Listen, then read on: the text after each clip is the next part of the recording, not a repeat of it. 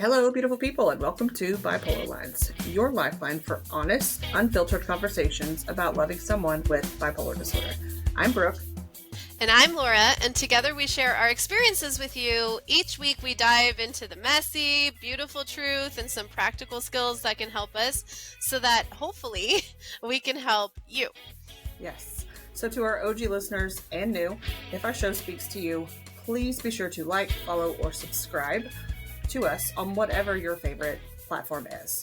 Also, just know that our Facebook group, Bipolar Lines Pod, is a private group. It's a safe space, but you also have the ability to post anonymously if you choose to. So check us out there. And people frequently do. Yeah, they do. Yeah, which is fine. But yeah, I find it interesting that it is a private group that a lot of people are posting anonymously in, but that's okay. Same. Yeah. All right. Well, this week we have a surprise guest. Ooh, special treat. Whoop, whoop. So, yeah, I'll just move this. All right, everybody, just so you know, we ended up having to do this recording in two parts. So you're going to see part one where we don't look like this, and then you're going to see part two where we do look like this. So we had some technical issues, but just as an awareness, that's what's happening. Here we go. Welcome. Hello. Thanks for being here. Thanks for having me. We've had technical difficulties trying to get this figured out. But yeah, we started this at noon. It's now almost 10 o'clock. Nice. Anyway. Feels like it. It does. That was an adventure. You're all right. Okay. All right. Laura, where do you want to start? Yeah, so, we were about to do a podcast episode and Jeremy had just some really good insights, so we decided to pivot. And basically what it was is that a lot of people believe that a person with bipolar disorder is in an episode because they've done drugs or alcohol. They think that's the reason. Like, oh, you wouldn't have this episode had you not done drugs or alcohol. And drugs and alcohol, yeah, so Jeremy, just speak on that.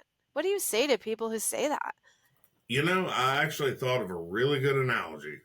I'm not a baker. I like to cook.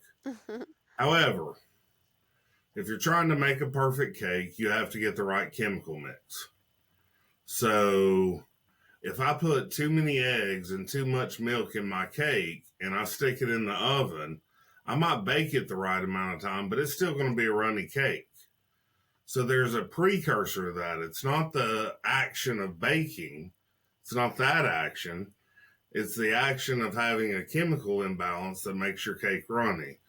So to bring that full circle, we know scientifically that bipolar disorder is a chemical imbalance. Now, there are plenty of activities we can do to ruin that chemical balance and make things worse, exacerbate the bipolar conditions, but people go into an episode because they're bipolar, not they go into an episode, or not they partake in drugs or things like this, and that's then why they're in the state they're in. So I think the order of operations is a little bit off there in people's thinking. It is. And like I was telling Brooke, you have plenty of people, substance abuse disorder is also highly stigmatized. But we have plenty of people who have an alcohol abuse disorder or who have a drug abuse disorder who don't have bipolar disorder. So therefore the logic doesn't track. The logic doesn't track like, oh, well, if they just, weren't an alcoholic, then they wouldn't have had bipolar. Like, you're right. Like there is some underlying component to which using a substance exacerbates the problem, but it's not that the substance caused the problem. There's like an underlying thing there, and like people don't understand that. No, I totally agree. Like I said, it's an order of operations issue. People think they drink a lot, so therefore they're bipolar. Well, really, in most cases, they're bipolar, so they drink a lot. Yeah, exactly. Yeah. And becomes a coping mechanism, something they use to deal with the atrocities tied to the intrusive thoughts of mania or depression and all the things. Well, I mean, and I think that gets further exhausted the more diagnoses you have. For example, I happen to think that bipolar and ADHD combo is pretty bad, because I think left untreated, those two things alone, because you're trying to manage your highs and lows of the bipolar disorder, and then you're trying to slow down your mind from the ADHD, that's just a recipe for self-medication. That is the term my husband uses. So when we're talking about substance use disorder, he's like, it is not a substance use disorder. It is self-medication. Like you're trying to figure out how to medicate your symptoms in a way that, you don't, if you don't have a doctor. I mean, that's what he was doing early on. Of course he didn't have a psychiatrist. Of course he didn't have a doctor. You're just trying to help yourself. Yeah, and I think you're only missing one word there. I think there should really be a term, self-medication disorder. Yeah. Because it is not about, I want 12 beers today. Right. It is, my mind won't shut the hell up. Yeah. So I'm going to drink a few beers to slow my mind down. Yes. So yeah, I mean, it's still a disorder, but I would draw a broad distinction between substance abuse disorder and self-medication disorder that I'm naming it. Which doesn't exist in the DSM-5. That's a very good point of how you're differentiating the two. Just for the listeners, go to the listeners. Just as a point of reference, the average person has 70,000 thoughts a day. The average person with a bipolar disorder has a unquantified but a significantly higher number of thoughts per day. Okay, that's without ADHD. You add ADHD on top of that, and then you have 8 times the average person's number of thoughts per day. That's an insane amount of thoughts. So when you look at it like that, it's easier to, I think it's easier to quantify or not really see, but make sense of on paper, the number of thoughts that you're trying to process with specifically bipolar disorder and ADHD. It makes sense that you have you feel compelled to quieten those thoughts. You do. Something's got to give. How do you manage day to day when you're consumed by that free flowing, never stopping mind? Right. Well, and I don't know if this is the rabbit we want to chase the whole episode, but since we're on the subject, I would equate it this way. Let's say you were going for a run and your body wanted to run as fast as it could and you were getting exhausted. Mm-hmm. Okay. Self-medication is putting weights on your feet to slow you down. Whereas, in my opinion, substance abuse disorder differentiates because you don't want to go for the run in the first place. You just want to sit around wearing the weights. Which, I mean, and that's not a judgment statement. Exactly. It's not a judgment. Of course. It's just a differentiation. I want to do the less amount of work possible just to regulate. Can I just get regulated? And what is the easiest, fastest way to do that? Substance abuse disorder. Of course it makes sense. But it's so stigmatized. So very stigmatized. It is. Good points on that. Yeah. So let's move on to, just as a reminder to you, I'm sure you know this by now, but the majority of our listeners are spouses, partners, loved ones, not the diagnosed, right? Right. So our goal, obviously, share experiences, share what we've learned, what we've not learned, what we've done that we wouldn't do again, things like that. Demonize substance abuse disorders. Let's not do that. Yeah. Let's just figure out why they're doing it. We don't need to demonize it. I feel like my parents did that. Cody would use marijuana, and then my dad would it was a disparaging term. I can't remember what it was, but it was just meant to disparage. And I'm like, so he's using it for a reason. He's not just a pothead. He's not just a dumbass. Let's not demonize it. He's using it for a purpose. And so, for spouses, we don't need to demonize it, but at the same time, we can understand it exasperates it, but we don't need to shame the person because of it. Like, I feel like that becomes the cop out. The cop out is like, well, they're just using marijuana. Like, so Yep. that's Yeah. what they get. Yeah. I mean, I just think the profile, we've been watching a lot of Criminal Minds lately. So. I know. I did not know Brooke is a I don't know, like a true crime. Yeah, buff. Yeah.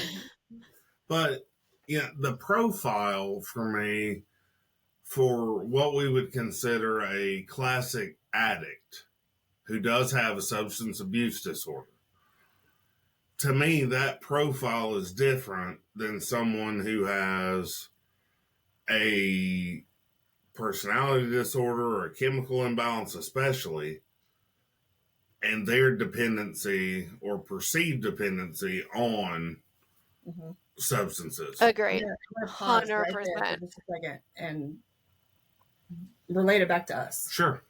When prior to your diagnosis, Mm-hmm. I thought the only thing going on was that you had a problem with alcohol. Right. And just to correct ourselves, because I want to make sure we're not offending, it's substance use disorder, not abuse. That's the correct terminology. Anyway, I thought it was strictly like an alcohol problem. Right. And many do. Yep. Yeah. To the point of counting beers. So as the spouse, it can be really, really difficult to know, to see, to acknowledge, to understand that actually isn't the issue. Right. So the more, and I think we've seen some of these people in the Facebook group that have mentioned this, like my person's always upstairs drinking, in the basement, in the garage, drinking. They may come in to sleep, or maybe use the restroom, or maybe grab something to eat, and then they're back out there doing their thing, their choice of alcohol, drugs, what have you. Okay, so if your person doesn't have a diagnosis of bipolar disorder, Right. but you're listening to this podcast, that likely means there's a reason you're listening. Yeah. Right. So my advice, and then you won't give yours, but my advice to listeners relative to this specific topic about substance use is you have to stop counting the beers. You have to stop paying attention to the alcohol. You have to stop paying attention to the marijuana use, and you have to direct your focus and attention to that person, is what they're actually struggling with. Yeah. Is within the diagnosis of bipolar disorder. Yeah.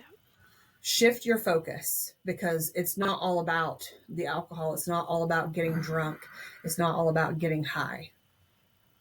Just understand that those things are happening because they are suffering. I think that'll help people to gain some empathy. They could come from more Well, Laura, do you have anything to say first? I want you to. Oh, thanks. I mean, I would say that it's good to acknowledge that that's the truth, and that's what I want this message to be as well. But it's also important that, like, I tell people who message me all the time, it's a reason, not an excuse. It's good we know the reason. It's important we know the reason so that we can approach everything we do with empathy, love, and respect and understanding. But like Brooke said, this podcast is for caregivers, and so it is also important to recognize that that could exacerbate symptoms, and that, like, we set boundaries around it, and we kind of have to, and that's okay too. So I guess that's just what I would add. Like, Brooke is 100% right. Everyone's 100% right. I don't want people to be demonized, I don't want them to think it's a cause of bipolar disorder, that, well, if they just weren't drinking, if they just weren't smoking, like, no, that's not the approach to take. No. The approach to take is that they are struggling. They might be self-medicating, but at the same time, self-medicating doesn't help. Please seek professional help. Meds help. Brooke and I were talking about that earlier today. And like, yeah, let's find a better alternative than self-medicating. I'll tell you something that might surprise both of you. And then I'll go into kind of my unique twist on how I handled alcohol. But self-medication is a decision you're making.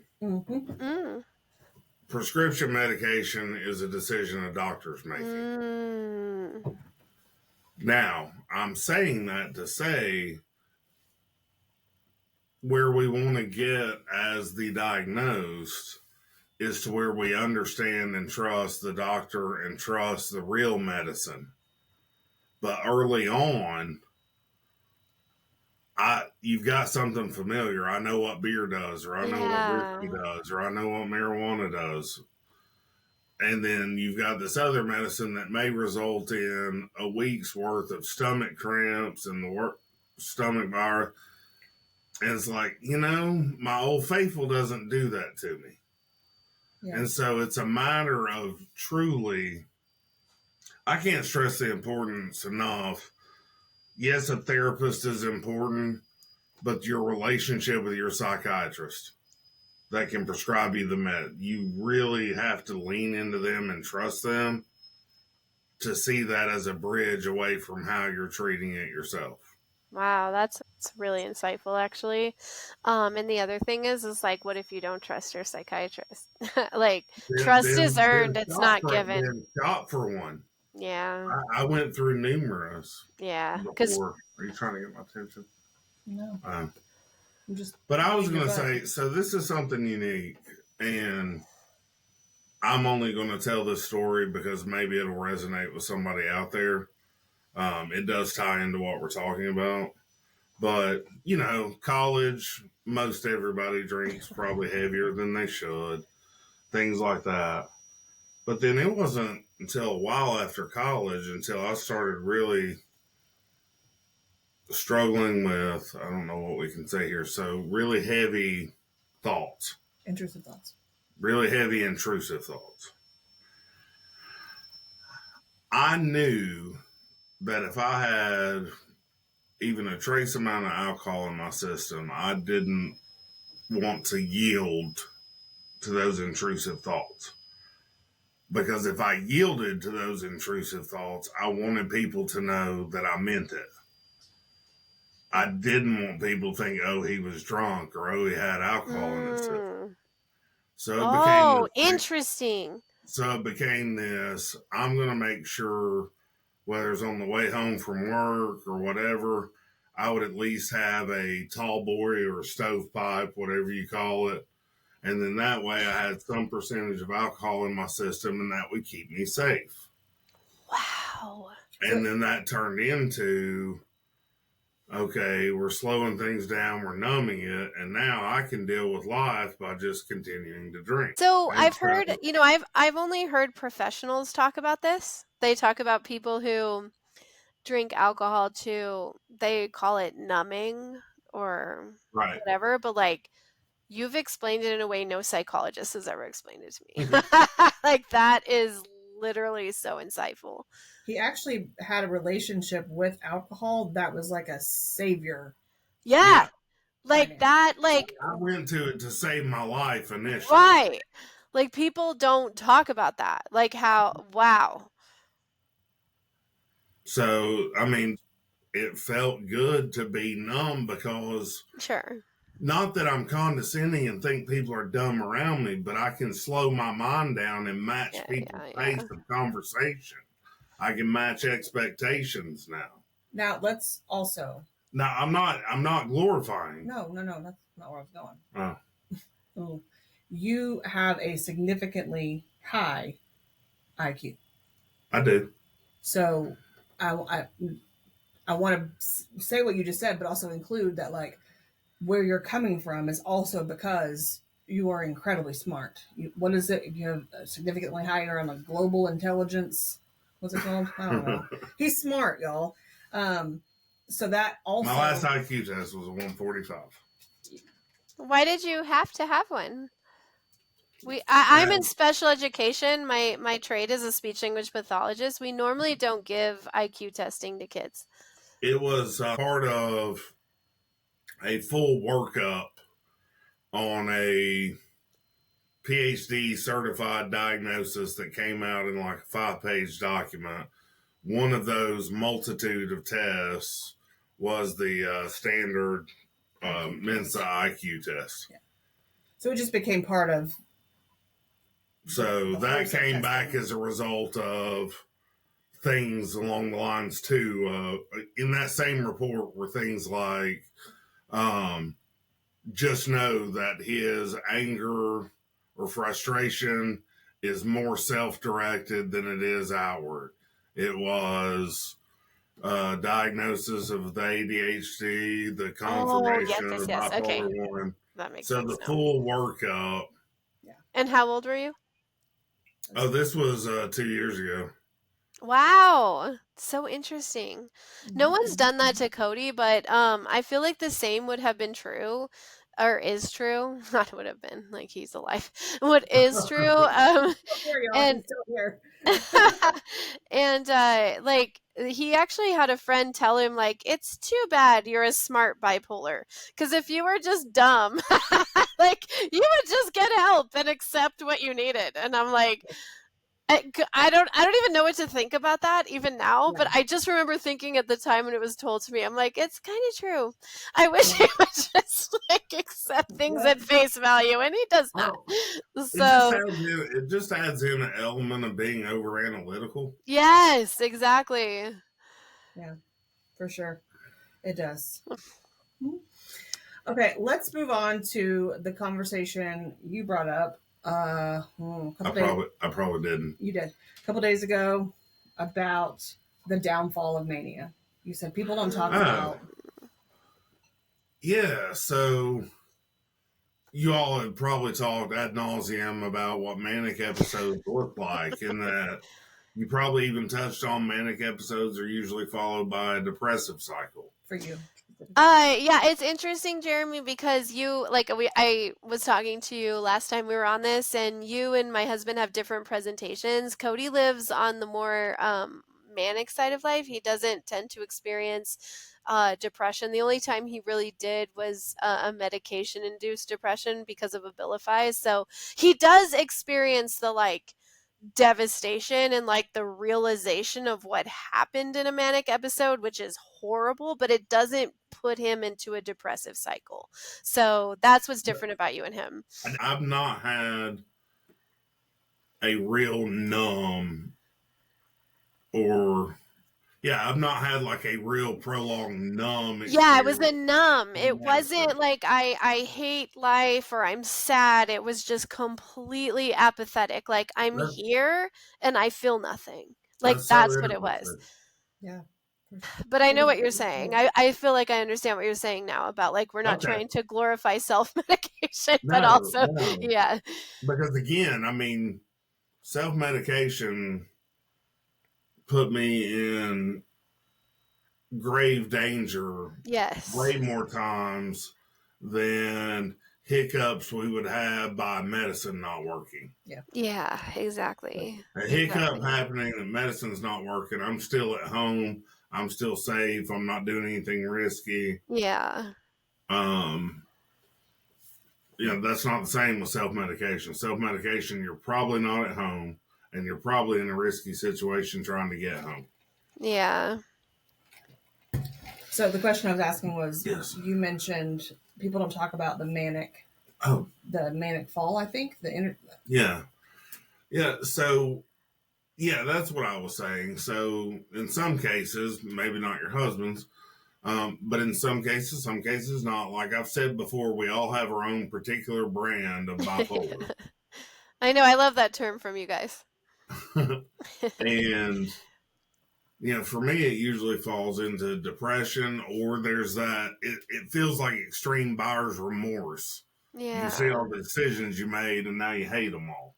Mm-hmm. But what people don't really talk about is the exhaustion physically you feel from a manic episode, even if it's just a day, because everything is coursing through your veins. Your muscles are more tense. You're not relaxing. You're never resting. And then before you know it, you wake up and you feel like you just got out of having the flu. Wow. And that's not fair because now in my terms and in my case, I might have been a jackass. And now I don't feel like doing anything to make up for it either. And that might last 2 or 3 days. So now I'm going to piggyback off that and I'm going to try to fight being depressed over not being able to make up what I messed up. Yeah. So it's this whole, it's like trying to undo fishing line. I mean, Yeah, right. the more you pull, the tighter it gets. Yeah. So that physical exhaustion is just something people I don't think really realize. I had asked Cody once, because he sometimes seems, there is a term in the literature called remission. Like they say you can be in remission from bipolar, and I was mentioning that to Cody once, and he was like he gave me the dirtiest look, and I was like, but you are, like, you are in remission, like, you haven't had an episode, like, you've been great, you're going to work. And he was like, I don't know who wrote that. And he's like, but they did not have bipolar. And he's No. like, because if they did, I am never in remission. He's like, every single day I live my life, I think about, did I say something wrong? Did I do something wrong? Did I make a bad decision? Was I impulsive? And I'm like, I'm his wife. I've been married to this man for 20 years. And I was like, you think about that every day? And he's like, every goddamn day. Yep. Yeah. It's like being a latent perfectionist. Yeah. Is what I like to call it. It's where you want everything to be perfect. You demand perfection from yourself, but you may not actually always feel like doing it. Yeah. Yeah, man. I feel like you guys are harder on yourselves, and you have you have another reason to feel that way. Like, of course, I feel like, I don't know. It's heartbreaking to me that that was even the case, and that he would Well, even say that. well, that's fair, but think of it this way. I look at Brooke, and he probably looks at you as dependable, as steady, as consistent performing, as He reliable. does. He does. Yeah. And most likely, he has a hard time affixing those adjectives to himself. So you're Yeah. always in a state of comparison. Yeah, you know what I feel like a big problem is that I was telling my mom this the other day. I feel like if the genders were switched, it's easier for women to just like let they're bipolar. You're a woman with bipolar disorder, and you let your husband caregive you. But like my husband wants to be the leader. He wants to be the head of the family. Like we both grew up that way. That's what he wanted. And that's what we expected to some extent. And like he can't be, when he's sick, and that's okay with me. Like I'm okay, but he's not okay with that. Like, and so like in a sense he doesn't want me to help him with these tasks. He doesn't want me to call his doctor, make sure he's taking his meds. He doesn't want that because he wanted to be the head of the family. And like I feel like, do you feel like gender plays an issue? I hate to talk about gender that way, but I feel like it does play an issue with our marriage. You want me to answer? Yeah. I've had some of my biggest lash outs at Brooke coming from a source of guilt because I wasn't Yeah. Yeah. And like we don't put that on you, but you have put that on yourself. right. And like, yes. And like that's how I feel too. Well, and especially, I don't know the dynamic out in Colorado. I've got a pretty good sense of probably what growing up male in Colorado looks like. It probably looks a lot like growing up male in Southeast Tennessee. Well, he was Mormon, so he grew up in Utah. So, and I grew up Catholic. We grew up in very traditional patriarchal families. So, And yeah, so like, did we, huh? So did you. for a little while. So did you. You did too for a little while. Fifth grade. But no, I mean, what you're saying makes total sense to me. I think it's like with anything else. I mean, each gender has their own struggles, and by and large, I think one of the uniquely male bipolar experiences is feeling like you're not dependable. So, ergo, Yes. you're not a leader. Yes. I And that definitely is feel that way. crippling Yes. at times, and Yes. it makes you hate yourself. Yeah. Yeah, I mean, if you want to pull it out more broadly, we don't, you keep saying you hate to talk about gender. So if you don't want to talk about gender, we can just look at it as differing life experiences and role expectations. Yeah, that's a good way to put it. Role expectations. Okay. Yeah, I mean, like I said, my biggest lash outs and like we'll call them temper tantrums have came out of a source of guilt where really in my head it's like I know Brooke is right. I'm just not stable enough to go along with that. And then Yeah. the next day I feel like trash. So instead of blaming me, then I'll blame her for being a stick in the mud or being too rigid or not flexing on. And it's like Not going to table that. somewhere in me, I know that you're right and you're doing it the right way, and I want to do it that way. Yeah. But there's these surface layers that are just like padding on it, so I can't get down to, Yeah. Welcome back. It's been, 2 weeks now? And we're recording part 2 of the interview with my husband, Jeremy. So, hello and welcome again. It's been a long 2 weeks. It feels a little disjointed, but it's all good because once we start talking, we just get rolling. Yes, indeed. So where do we want to start? Laura, do you want to start with a question? Yeah, I love this Q&A. I've said before, and I like the way Brooke, the way you describe it, is that there's different quote unquote flavors of bipolar disorder, and Jeremy likes to jump in and say my flavor's the best, which is of course subjective. But it is there are a lot of differences between him and my husband Cody, even though they both share the same diagnosis of bipolar 1 disorder with psychotic features. So I actually do have a lot of questions, Jeremy, and a lot of it relates to your concomitant conditions. Can you just talk about what your other conditions are that you deal with?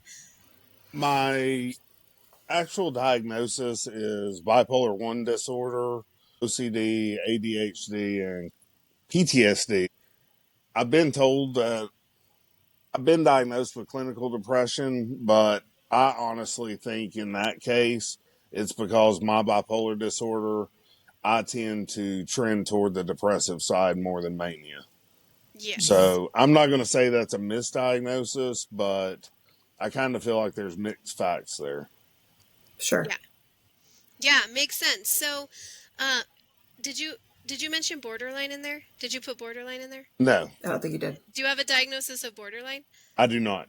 Yes, you do. What are you talking about? Do you want me to get the paper out of my dresser? Okay, I for the have record. I have a 5-page write up on me Yes, I know, babe. from a clinical psychiatrist. We actually talked Or about that excuse in me, part 1. clinical Okay. psychologist. Yeah. No, I know what you're talking about. In his opinion, you were in remission of Oh, borderline that's right. personality Yeah. disorder. Yeah, so at one time that was current, but Yeah. as you'll look in the literature, BPD can be overcame with certain therapies and stuff. And I no longer feel that I fall in line with that like I used to. You guys have done a lot of work with DBT, and Yes. we haven't. And so, did it? What aspects of your disabilities is it okay to call it disability with you? Sure. Okay. What aspects of your disabilities did DBT help? That's a great question. So my overarching philosophy is I think DBT is great for any adult human being or adolescent or teen. Yeah, Brooke taught me that the other day, but yes, please continue. Yes, diagnosed or not. But it's funny, I can't really cite you a whole lot of what's in the workbook and what's in the literature on it.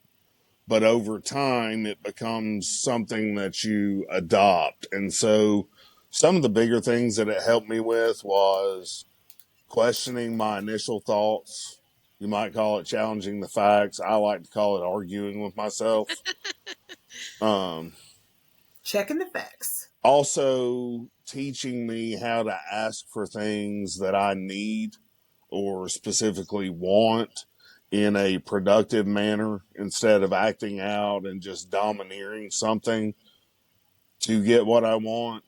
And then I also believe, I forget the actual term for the skill, but trying to put my thoughts in a box on a conveyor belt, especially intrusive thoughts, and be okay that I have those intrusive thoughts and understand that they're not permanent mindsets.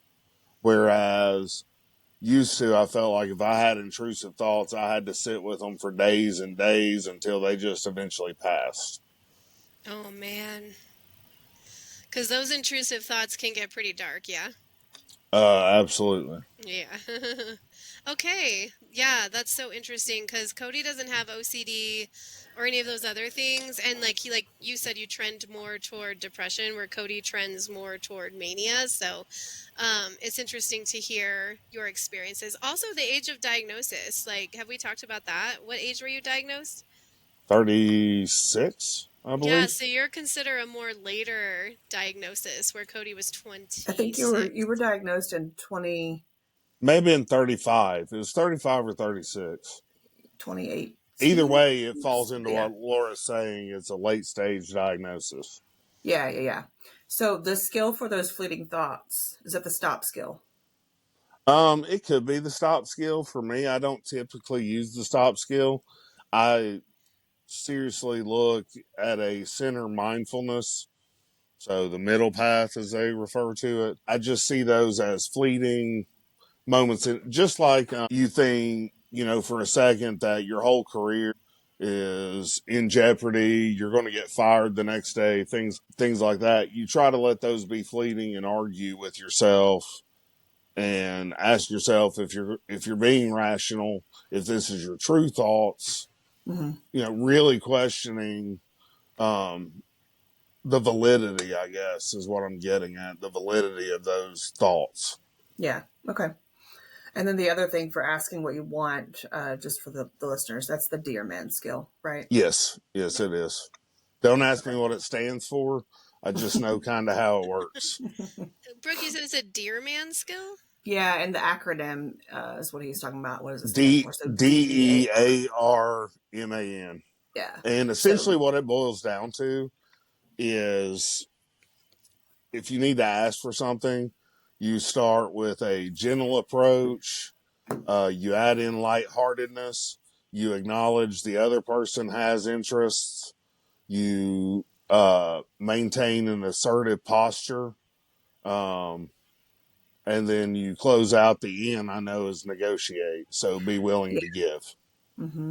So describe, express, assist, reinforce, mindful, appear confident, and negotiate. So you learn that skill and you would kind of go through it and be like, okay, so how do I describe what it is that I want, using what Jeremy just talked about? So over time, I think it makes sense that you would know and remember what the acronym stood for, but the concept remains the same. Yeah. No. So I think my approach to DBT wasn't so much memorizing facts, memorizing the terms, and necessarily memorizing the skills. It was more when I was doing worksheets, and it guides you this way. When I was doing worksheets, seeing areas where I could put things into play and trying to internalize the actions of DBT rather than the acronyms, Yeah. the list of skills. And even my DBT therapist, she noticed that. And I know she made a comment a few months ago. She said, I can't really ask you to name a skill that you're using. She said, but you're using all the skills. Yeah. That's good. I mean, internalizing it makes more sense than just being able to spit off an acronym. Yep. Yeah. Absolutely. So, yeah, other differences between you two. Cody always says that, I mean, technically, they say he didn't have bipolar as a child. That's what the professionals say. But Cody's like, I always knew something was different about me. Like, something was different. And I do think he had undiagnosed ADHD. He has ADHD. They don't give him meds for it because he trends manic. So we'll just deal with the ADHD. Right. But yeah, like, do you ever feel like you were just different? Yes, absolutely. One of my favorite memes out there says, so to all my friends from elementary school that were labeled as gifted and giving extra work, how's that untreated ADHD working for you? And that couldn't be more true. Gosh, that's so true. That's same with him. Like, and he got that like tried and true. I work in the field, and I've heard this time and time and again. But it happened to him. They're like, gosh, he'd be so successful if he'd just apply himself. Like he's so smart if he'd just apply himself. And it's like, so he has something else Right. preventing him from applying said self. Yes. That's extremely relatable. So we're very similar in that regard. With Yeah. respect to bipolar, Yeah. I have two kind of different thoughts on this. When I look back at college, even when we weren't drinking, if it was just a fun atmosphere, it was like I escalated higher than everybody else. Yeah, you're the life of the party. You become the biggest person in the room. Yes. Like figuratively. Yeah. Yeah. It's interesting. Yeah, so you become that huge personality. What's funny is it becomes self-sustaining. So I almost think there are times where your bipolar isn't driving, but people are feeding you because they expect that personality out of you. Interesting. Yes. So then you develop a sustained behavior. My other thoughts on this, and I do know that I had intrusive thoughts as early as 15 and trended toward depression. I do know that, but my true philosophy on this, with respect to myself, went through a phase where work was changing. So I was performing a role there. I was assuming a role at home. And then my dad was in the middle of a heart transplant. And so every week on Thursday, I would leave and go to Nashville, and I would kind of give myself this pep talk of who I needed to be while I was over there. Oh man. And then I would transition back and deal with all my feelings on the drive home. And then so I feel like going back and forth in that role weekly brought out the true characteristics of the diagnosis. Because I was up, down, up, down, up, down. Would you say that it was trauma? Like, was it traumatic? No, it was not. No, it just was triggering.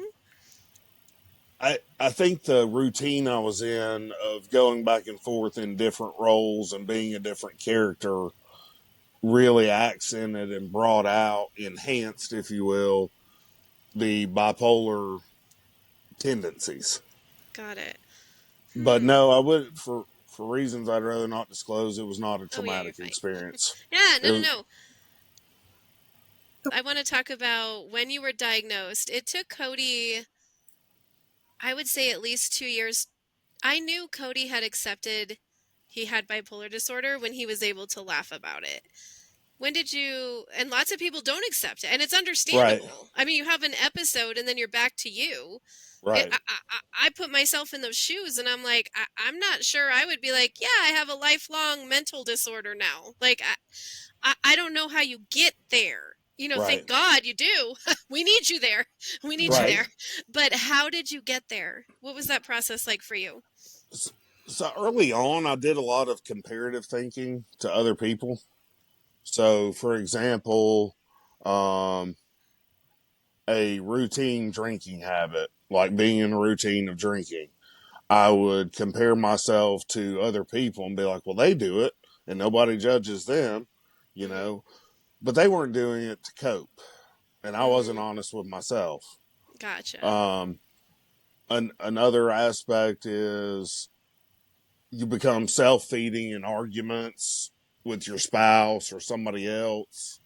And I just thought, well, everybody argues. So there was a lot of comparative thinking early on, but it was really when my behavior changed to where I didn't recognize myself that I felt like something truly was going on. Yeah. So then, when did you get to the point of, how long would you say it took from diagnosis to acceptance for you? Maybe a year. Okay. Maybe a year and a half. Yeah, I'd say that's the same for Cody. I think Cody might have been 2 years, but yeah, I feel the same. So like, it's the reason I ask you this question is because I get a lot of people on my TikTok who message me, when they're either in the midst of getting a diagnosis or post diagnosis, and they're just like, how do I navigate this basically? And it's like, I don't want to say the hard part out loud, but it's like you're gonna be going through some more shit. I hate Yeah. to laugh about that, but it's like No. it's just, I mean, and I don't tell them that, of course. I don't tell them that, of course. It's just like, well, it's like a journey to discovery, and you guys will go through it together, and it's a Right. process. And like, I don't want to shoot anyone down, but it was freaking hard. I mean, I had to separate from Cody. I had to like move it back in with my parents, and I was a newlywed. We were 9 months married, and I had to say sayonara to a guy who just came out of a mental hospital. Like, how effed up Right. did that seem? But I had to, because I was like, look, I can't do this with you unless like you can accept this. Like you have a very serious diagnosis and you're not taking it seriously. That was the Sure. problem. Yeah. Yeah. Yeah, that's totally understandable and relatable. One thought I have along those lines, and I've always kind of thought this: most people with certain diagnoses, some they go seek out, like, for example, clinical depression. People realize that they're not experiencing joy, and that Yes. and they want to experience joy, so they go get help on their own. With Exactly. something like borderline personality disorder, with PTSD, with bipolar disorder, typically your actions are noticed by people around you first. Yeah. And so it's not organic within you to go get help. You're going to get the help, or in my case, I was going to prove nothing was wrong with me. Yes. Right. Yeah, Mm-hmm. that's so relatable. I mean, I think that's so true. I think that that's the norm rather than the exception. And yeah, I just wish, like people out there knew that. Like, someone on my TikTok just made a comment and she was like, I spent so many, I don't know, however long time being manic and blaming my spouse. And then I got on meds and I realized it actually wasn't his fault at all. It was mine. And she put like this crying emoji. And I was like, no, like, don't feel remorse about it. I'm like, that is the illness. That Mm-hmm. is the thing. That is Right. it, like, Yeah. and you went and got treatment. Like, there's so many people that don't. Like, thank God you get it, Jeremy. Thank God Cody gets it. I mean, I tell people all the time, like, I don't think I could be with Cody if he didn't. I really don't, and that breaks my Mm-mm. heart. But I think it's the reality. Now, I will Yeah. say, Brooke, were you about to say something? Yeah, I was just going to say that that's a common occurrence for people in my DMs, but also in the Facebook group. Is like, my Yes, the husband, my Facebook group. person, I my spouse is know. struggling, but they won't get help. They don't think there's anything wrong with them. How do we get them help? And unfortunately, the only real tool we have is making that relationship a deal breaker. Yeah. I mean, that's what we had to do. I had to say, you go get help or I'm done. I can't do this. He was going to prove there was nothing wrong. And I was Yeah. saying, just do something, right? Yeah. Just do something. Right. And that's what led to where we are. So, but not everyone is capable of accepting that ultimatum or boundary, however it's presented by the person, and following through. Right. And Yeah. especially if you're doing this when the person is in the throes of a manic episode or in the throes of a depressive episode, like good luck. Yeah. What can you do? And this raises a point, and Brooke, I don't know that I've ever expressed it firmly to you, but there's a double-edged sword there, at least for me. So there's accepting the disorder, but then it's really hard for me to accept certain actions are a symptom of the diagnosis. Yes. I want to blame myself, and I know I do accept the diagnosis wholeheartedly, fully. Um, but I want to blame myself, and I want to assume that all of my actions are under my control. So Yep. there's a duality there of accepting the diagnosis, but also accepting that you're not at fault for everything. Mm-hmm. Yeah, when Brooke and I did our DBT talk, our podcast on DBT, I was telling her that Cody's never formally taken therapy on DBT, but he's gotten it in the mental hospital before. And like the one tenet of it that really, really helped him was this idea of like radical acceptance. And I think that that idea of radical acceptance has helped him not fall into the depression, because you can literally think about everything you did and just ruminate on it, honestly, and just be like, oh my God, like what kind of shit person am I to have done that? He somehow was able to harness this idea of radical acceptance and be like, okay, this is the track I'm going to take. And it really did help him, because I think that's very common to ruminate on things that you've done that you think like, what kind of monster am I? I mean, people on my TikTok, I said that, like, what kind of He monster just would said do that 2 this? weeks ago or 3 weeks Yeah. ago. He was just saying those words. Yeah. And I said, babe, that's not you. That's the illness. You have to separate yourself from the illness. And what did you say to me? Do you remember? No, but I do. Go ahead and say whatever I said. You're like, I think that's just a cop out. That's just. But it's not. That's, Yeah, it's not. I have, and I work on it, but I still have, when somebody's like, that's not you, that's the illness, I cringe a little inside. Mm-hmm. And I'm like, yeah, but I should be better than the illness. That's interesting. When I say that to Cody, his response is, yeah, well, I'm the one that has to pay for those actions. So tell me it wasn't my fault. Again. Right. That's his response. And I get it. Yeah. And to be fair, in society, there's still a lot of lip service given to mental health, but there's no real general leniency that's extended to you. I feel like there is if you have depression. I feel like depression, we've made a long way, but like when I tell people my husband's mentally ill, and then, he, like I said, he trends toward mania, no one feels sorry for a manic, grandiose, narcissistic acting person. They don't they have no sympathy. Yeah, they have no sympathy for that guy. Even though he's not a narcissist, he does not have that personality disorder. It's only a symptom of his mania, but no one feels sorry about that guy. But, it's funny you bring up narcissism. I've been on this tear on Facebook of oh boy, when somebody, not anybody I know, but like a group message or a more established page, and they'll post some quote like, a narcissist will blah blah blah blah blah blah blah blah blah, and you need to get away from them. The truth of the matter is 0.5% to 6% of the population is actually diagnosed with NPD. So we throw around narcissism, we as a collective society, we throw around narcissism like it's a common thing. Mm-hmm. Somebody bipolar acting vehemently on their own behalf, being belligerent to get their way, is not a narcissist. 100%. It is somebody trying to feel whole. Yep. Is it trying to feel whole though, Jeremy? Or like, I have this theory and it's not proven, but now that I've been through 9 manic episodes with my husband, I feel like there are times, like, because we all know major life events are a trigger. That's in the research. Mm-hmm. We know that.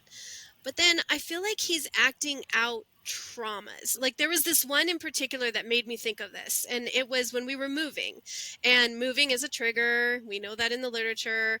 And we were moving to the house we're in now, and he's not a messy man, but I wouldn't call him an organized, clean man. He's just a dude. He does pick up after himself. Like, I don't know, but he turned into an OCD nightmare selling our house, and he was manic. So like he wanted us to clean at 9:00 at night. He wanted us to organize. He wanted the kids to pack their boxes, and but he had major trauma with that, because between the ages of 13 and 18, his parents were moving around the country because his dad was getting new jobs. Pause. So she has narcissistic traits at the very least, and he describes every time he even played with Legos, he could build his Legos, and by the end of the night he had to completely dismantle them and put them away. Like, that defeats the point of Legos. Like, you want to show off your Legos. Anyways, my point is in that particular episode, I was like, what? He's acting out of trauma. I feel like he's acting out of trauma. Like, what is this? Like, he's not OCD. Like, he's not. So what do you think about that theory? That's very interesting. I don't know that I've ever thought about it in that light. but if I'm looking at some of my manic traits, one real trauma for me is being belittled as a child, as a Yes. teen, and Yes. not being allowed to feel like I've grown. Yep. So I would do things that would prove I was a man. Mm-hmm. You know, I would go to a casino, I would drink excessively, I would run away and pay for my own hotel and absolutely destroy it in a fit of rage, and then have to get up before I checked out and put it back together so I didn't get a $250 cleaning fee or something. Back to what you said, though, that you were belittled. Everything else you described is pretty symptomatic of maybe bipolar, but being belittled as a child, in your child's mind, because there are people on my TikTok page who say, I don't have grandiosity, and I don't verbally berate people. Unfortunately, my husband has both when he's manic. He has the grandiosity, and he does verbally berate people. Me too. Including me. Yeah. So, I mean, that is a symptom of his mania, and that is a symptom of mania. Not all people have it. But I was like, again, is that because he is acting out a trauma? How do you deal with that trauma as a child? So, like, that's what I'm saying. I'm like, even that, because not all bipolar people do that. And then if you do grow up with someone who has narcissistic traits, I'm not calling it a narcissist, but if you do grow up with someone who just in general has grandiosity, why is grandiosity then a symptom of your bipolar? Is it like, do you see what I'm getting at? Like, do you see the dots I'm connecting? Yeah, for sure. Yeah. I think it's probably, just off the top of my head, I mean, I think there's an element of emulation there. Right. Yes, that's what it seems like. Anyway, it's just interesting to me. No, I think that's actually a workable theory that would be interesting to pull the thread on. But I saw it as proving my traumas were wrong in an unhealthy way. So I go back, a huge thing that I used to say was, and still now I struggle with it, but definitely through my 30s, I could be in a room full of, if I'm 35, I could be in a room full of 35 to 45-year-olds, and I would feel like I was 15. I Oh, didn't wow. feel like a man. I felt like a boy, and I still struggle. Like if Brooke says, you're a good man, Jeremy, I still struggle with man being a title that's associated with me. Wow. I feel like a guy or at most it's guy. Yeah. Isn't that called arrested development? Like when you had trauma at a certain age, you're stuck in that age and it's arrested development. Isn't that a term? It is. Sure is. And also it ties into raising your inner child, which not a DBT thing, but that was crucial and critical work for me. Raising my emotional maturity, raising my mental maturity, and how I looked at myself, how I viewed myself, how I trusted myself. Because when you feel like a kid in a room, it starts turning into imposter syndrome. Yes. Where you feel like steroids. nothing you're doing is anything but a production because you don't feel like you're supposed to be in the role you are. I shouldn't have been on national boards for work. I shouldn't have been a husband. I shouldn't have been a father because in my mind, I was just 16 or 17 myself. I'll have to ask Cody about this. We've never specifically had this talk about this, but I will say that, my family, unfortunately, I don't know if you feel this way, Jeremy, but my family is always like trying to, oh, Cody seemed like he's doing good. Oh, is Cody okay? Like, he really didn't seem okay. And I'm like, let's just assume and let's just recognize Cody has a major mental disorder and let's just not talk about it. Let's just not analyze every move, every word, every action. Like just understand he struggles with bipolar disorder, but they can't. They still continue to do it. And he feels it. And what's so interesting is like me as his wife and his children, and I have one niece that he will drop the mask for. Her name's Kayla. When we're around, he's like normal. He's like his normal self. Like, I know, we all know who he really is. And then he gets in these other situations, and I wonder if I asked him if he feels the same way. Like, does he feel like he needs to put on some sort of show, some sort of production? Does he have to ask a certain way because he knows these people are like, where like with us, we don't feel that way, and then he's just himself and he's normal and he's awesome. Like, but then I'm like, why are you acting like this at a family function? Why are you on your phone in the corner of the room for 2 hours not talking to anyone? Like, that's not who you are. Like, why are you doing that?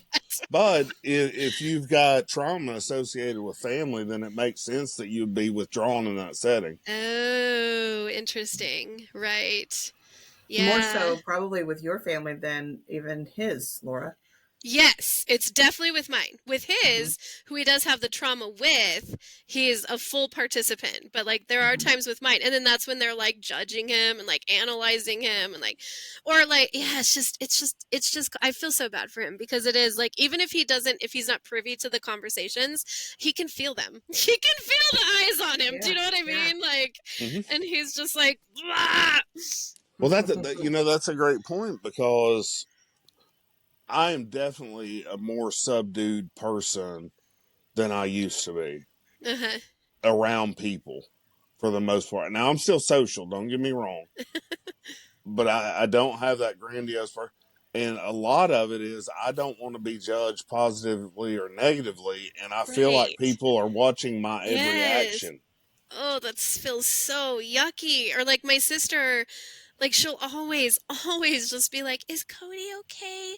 And because he knows that she's gonna ask that, like he just immediately gets triggered. Immediately. So now it's like this, like, I don't know what you call it, like what came first, the chicken or the egg? But because Cody knows that's gonna be a question, he's immediately annoyed just upon entering the room, which then causes her to be like, "Are you okay?" Which he immediately knows that question was gonna happen. It's just like, stop. He's like manifesting the outcome before it ever starts. So Brooke can tell me, I can tell big improvements in you, Jeremy. You've done a good job with XYZ, and I can tell her I feel like I'm doing better. But like I have certain friends that when I talk to them, it's like they have to, well, you seem like you're doing good. And I want to be like, and I want to be like, yeah, that's the point. Sometimes I'm good and sometimes I'm not. That's my kind of the point exact conversation with my family. I'm like, he has bipolar disorder. This is established. Can we all just understand? Sometimes he's doing good. Sometimes he's not. Sometimes he's here. Sometimes he's there. Like, can we stop analyzing him? Like, that's gotta suck. Honestly, I never walk into a room thinking, oh, do people think I'm doing good or not good? Am I masking well or am I not? Am I like, and that's what Cody says. He denies this idea of remission for bipolar disorder specifically when I told him about it. And he looked at me like I had 5 heads and he's like, what are you talking about, remission in bipolar disorder? I'm like, well, it just means you're episode free. He's like, I'm always thinking about, I think I mentioned this in the first episode or the first part, but like, he's like, I'm always thinking about it. And that's gotta suck because I will tell you, a person like myself does not think about walking into a room wondering how I'm being perceived. That's not an experience I have. That is the number one priority when I walk into a room. Oh, I know. It's so sucky. Do you feel like, some people with bipolar disorder then say, this is why I don't disclose it?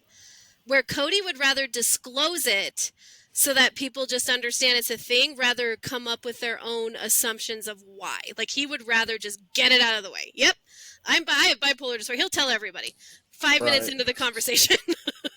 Well, it's interesting. And I mean, I'll be honest with you, on the off chance that somebody that I know and work with, like golf lessons, on the off chance that they stumbled across this podcast, I have a little bit of anxiety with that. Okay. Because for me, it's audience dependent. So if I think it's going to help somebody to know about me, there are very few limits that I will put on what I'll share. But if I don't feel like giving a golf lesson, I'm not going to tell somebody that I'm moving it because I'm having a bad mental day. Right. Because who wants their kid, society will post all kinds of positive crap about mental health's important, blah, blah, blah, blah, blah. But I'm sorry, it's not a marketing point to be like, have your child come work with the bipolar golf instructor. Everybody runs for the hills. So nobody really means what they say. So there's never a comfort level or a trust level. Nobody means that shit. I'm only laughing because it's just like so relatable because that is the exact reason. So I do social media for my main job, which has to do with a rare childhood speech disorder. And I separated it and I don't talk about bipolar because I would feel the same way. Like even though I'm really open, Cody's really open, he would tell everyone, I'm like, I can't, like, who wants their speech therapist to know that her husband went to jail and was on probation, was in a mental hospital? Like, I can't have people know that about me, which I'm there now. Like, it's fine. Like, but that's how I used to feel too. Cody's job is different. So, it's not like he has families basically interacting with him. It's a corporate job. So it's like his bosses know. So that is completely different. But I feel you on that. And you're right. I'm 100%. so glad you brought up yourself and how you feel about this, because one, you all talk a lot to the spouses and the caretakers on this podcast. And another facet of that I was going to say, it's kind of for protection of Brooke's image and integrity, because I honestly feel like if people knew the whole story, they would judge her and maybe even think she was a weak woman for putting up with it. Man, that you have one of the strongest bitches I know. I'll tell you that right now. Well, that's what I'm saying. I mean, I know. but people don't truly look at mental health how they say they're Yeah. It's going true. to. It's true. And No, they don't so get it. they won't be like, oh my God, she is amazing for sticking with him and guiding him and holding his hand. No, they'll say she lets him run all over him. He did this, this, and this, and she stayed. And she's had conversations, and I won't even, but she's had conversations where people have told her that she's essentially nuts for not leaving me. Oh, I've had them too. It's my pet peeve. Yeah. She's lost relationships because she's put up with me. I haven't lost relationships, but I've definitely heard that. Yeah. So Yeah, it's just, and how awful is that for you? I mean, that's why I think we're all passionate here about it. Like, Cody's not here, but like all of us here too. Like, and Cody does this. Like, I do this with Cody's blessing, is what I'm trying to say. And we do it, and we do it because it's a different way of loving someone through an illness. It's not the same, as loving them through cancer or through a surgery. It's a little bit different, and Right.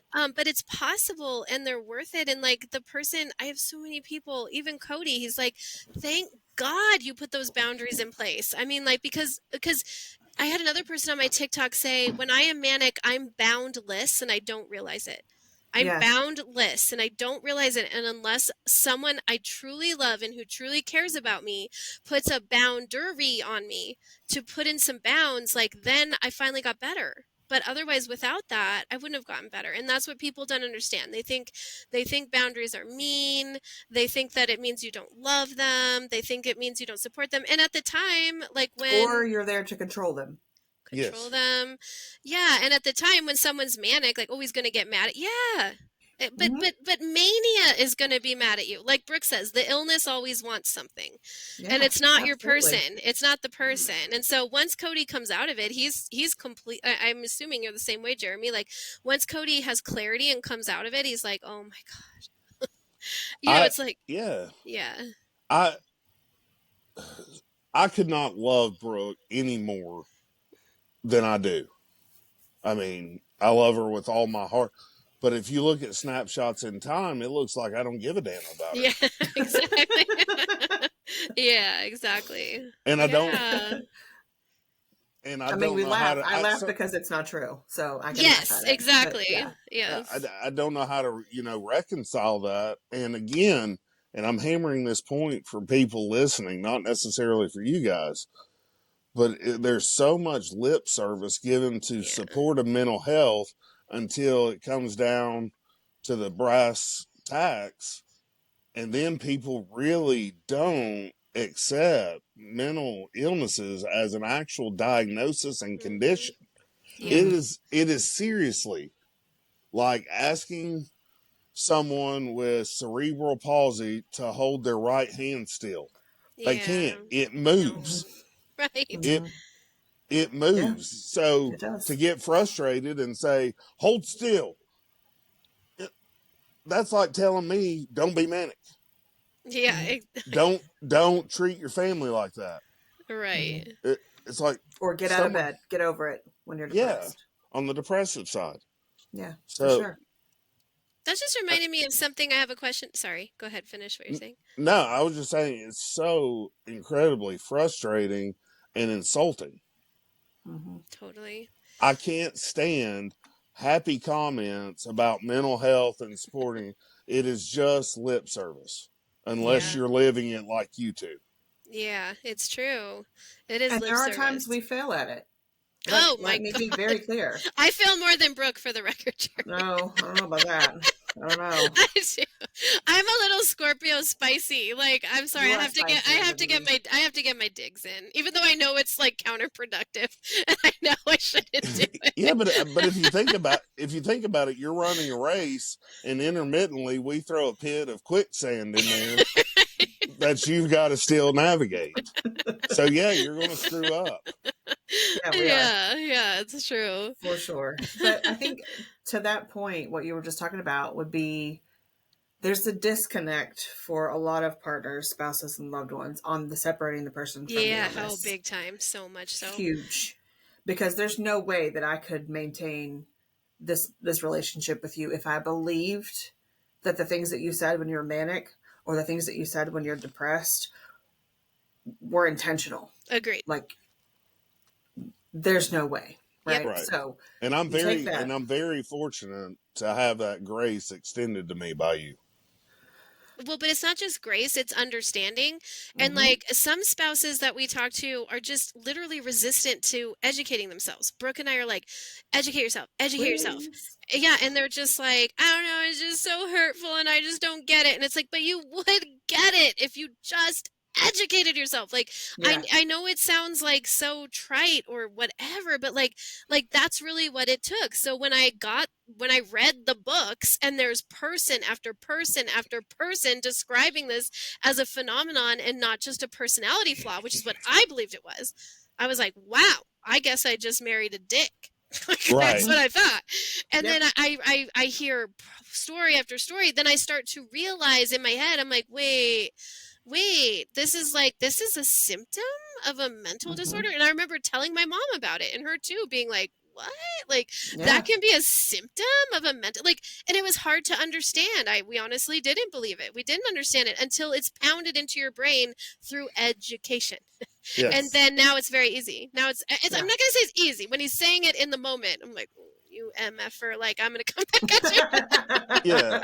And you But I all do understand that it's not him. Yeah. right, and you all probably get tired of me making analogies over everything, but that's just how I see the world. No, Um analogies are good. it I'm is a speech therapist. Analogy it, away. it is like having the flu 6 or 7 times in your life and not catching on to it's got certain symptoms. Yes. It's time to go Brilliant. check on it. Brilliant. It is, Exactly. but Set flu also, and again. I'm going to keep hammering this point because I have a platform right now. These are also the same people you talk about that are just not educating themselves. They will go and play the martyr in front of people Uh, of how they know what it's like to live with mental health patients or the diagnosed. It's Yeah. so frustrating. Worse yet, There are staff. very few like you two. There are very few. I mean, Well, sadly, I hope there's we hope more. there'll be more. Yeah, I hope with this, I think that's our hope, Brooke, right? Is that we Yeah. can impart our like someone. I just posted a TikTok today because I was watching I was scrolling TikTok and it was some mental health professional. I think I'm pretty sure psychiatrist was in his name, and he's interviewing someone else, and he's like, the number one question I get asked is, how do I help my loved one when they're manic? And the guy was like, initially started off good, but it took a nosedive into, well, you can just take them to the hospital, or you can just call. Right. I literally laughed too. I couldn't even get the phrase out as I was making the TikTok without laughing, because I'm like, this is our mental, these are the people guiding us. That, like, if I were to have been newly diagnosed and had Cody and I'm watching this TikTok, I'm like, okay, I already did that. Now what? Okay, Leah, I tried that. Now what? Like, Yeah, like that didn't work. they don't think we didn't try that? Like, people in crisis, they don't think we didn't try that? Like, But and that didn't cause further chaos? In what world does just take them to the hospital actually work? I would love to know. I wanted to know where they live. I'd love to know their coordinates. I'd love to know. How'd that work out? That must be a magical ass hospital. Right.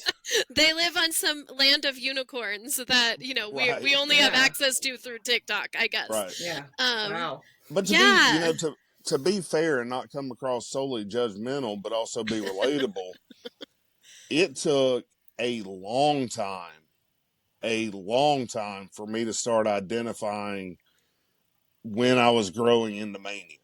Mm-hmm. I'm still not good at seeing depression. It attacks me like a bear out of the woods. I don't know it's coming. But with the mania, it took me forever to recognize symptoms and what to do. And now I have a prescription. If I feel manic, I take 2 of those. I go to bed for 12 to 15 hours.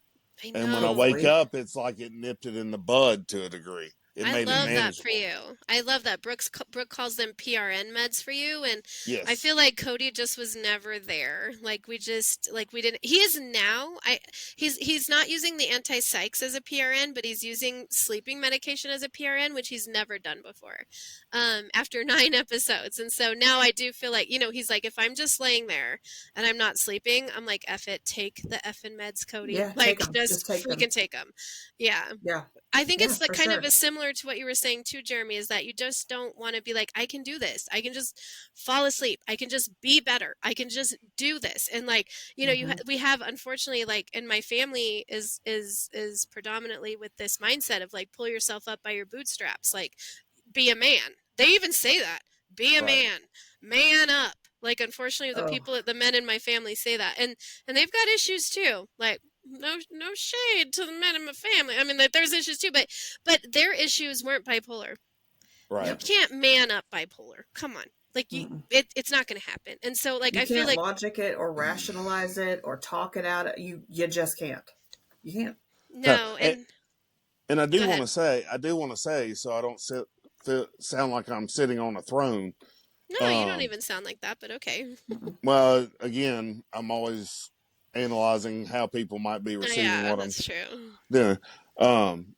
I'm still not perfect. I mean, I had a manic episode a few weeks ago and did not handle it. I handled it. Here's a judgment statement that I'm not allowed to make necessarily.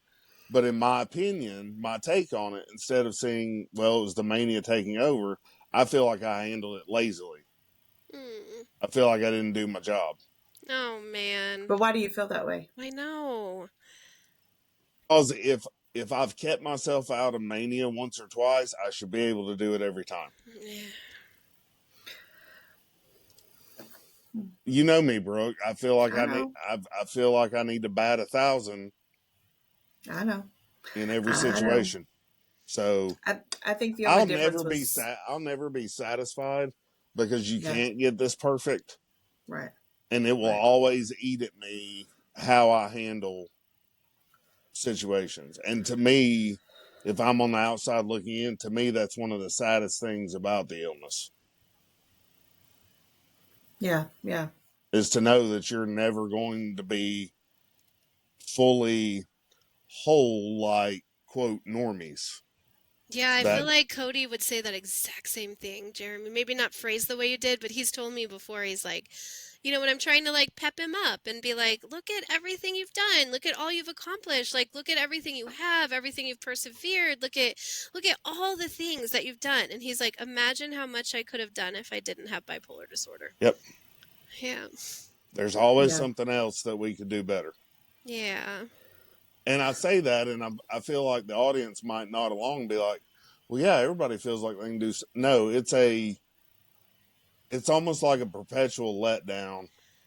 Grief.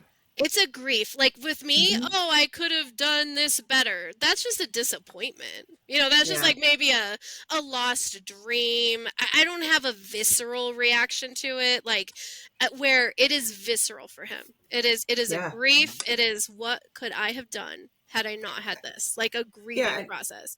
And I think because those things are significantly changed the direction of the next steps in life, or Yeah. big life choices, Yeah. or denied purchases, or that next phase of life was impacted by choices made during mania. Mhm.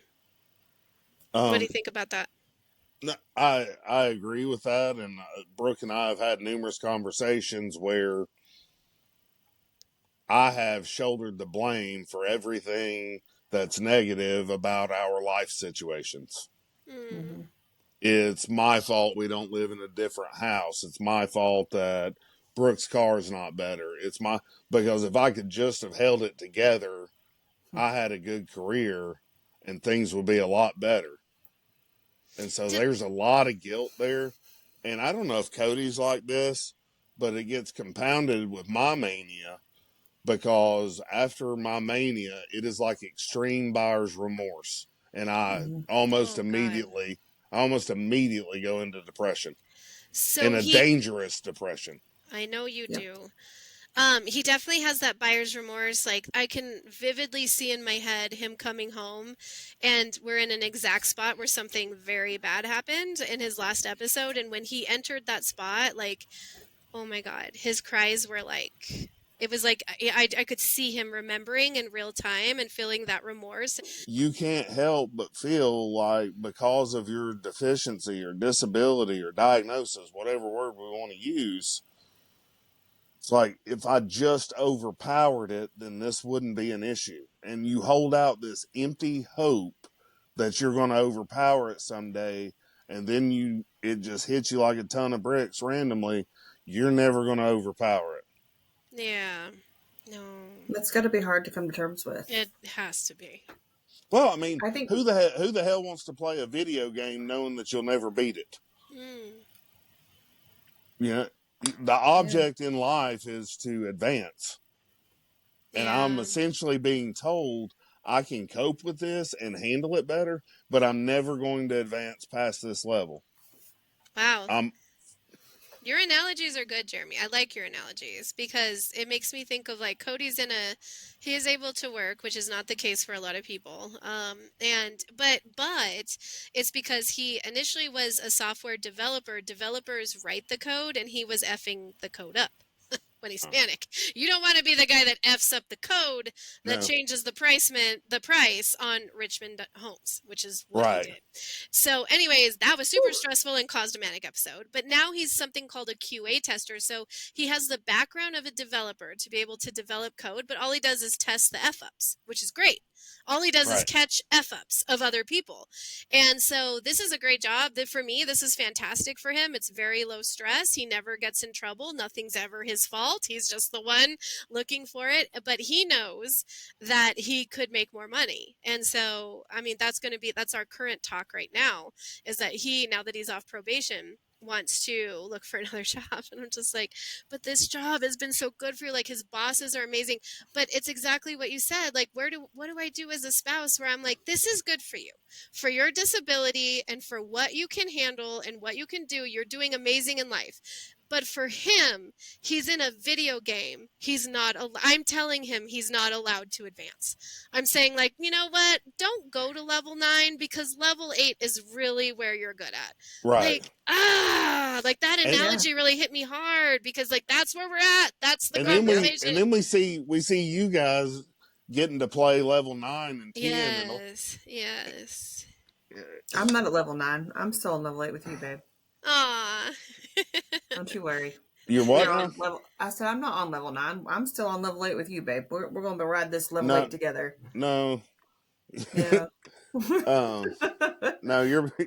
I hate to use the term, but you're better than